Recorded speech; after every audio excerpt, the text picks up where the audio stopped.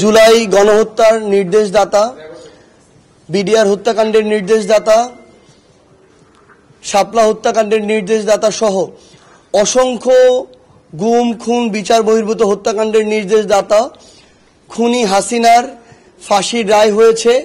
পাশাপাশি যার মাধ্যমে, যার সার্বিক সহযোগিতায় সাবেক স্বরাষ্ট্রমন্ত্রী কামাল, খুনি কামাল, যার সার্বিক সহযোগিতায় এই হত্যাকাণ্ডগুলো সংঘটিত হয়েছে, তারও ফাঁসির রায় ঘোষণা হয়েছে। আমরা মনে করি এর মধ্য দিয়ে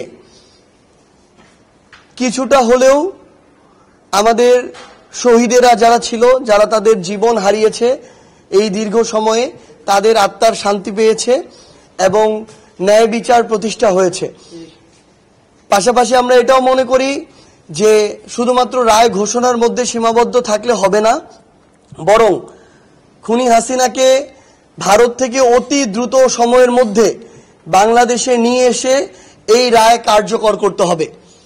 আমরা স্পষ্টভাবে বাংলাদেশের পক্ষ থেকে, বাংলাদেশের মানুষের পক্ষ থেকে ভারতকে বলতে চাই যে হাজারের অধিক হত্যাকাণ্ডের নির্দেশদাতা এবং মৃত্যু দণ্ডপ্রাপ্ত আসামি আপনারা যদি বাংলাদেশে ফিরিয়ে দিয়ে সহযোগিতা করেন, তবেই বাংলাদেশের সাথে আপনাদের যে সম্পর্ক, সেই সম্পর্ক ধীরে ধীরে স্বাভাবিক হয়ে উঠবে।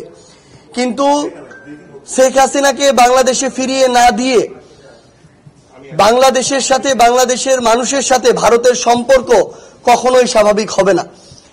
পাশাপাশি আমরা দল হিসেবেও আওয়ামী লীগের বিচার নিশ্চিত করার দাবি করছি, কারণ এই হত্যাযজ্ঞ আওয়ামী লীগ যেমন শেখ হাসিনা সামনে থেকে নেতৃত্ব দিয়ে ঘটিয়েছে এবং দল হিসেবে আওয়ামী লীগের সার্বিক সহযোগিতায় এই হত্যাকাণ্ড ঘটেছে, সেই জায়গায় দল হিসেবে আওয়ামী লীগের বিচার নিশ্চিত করতে হবে।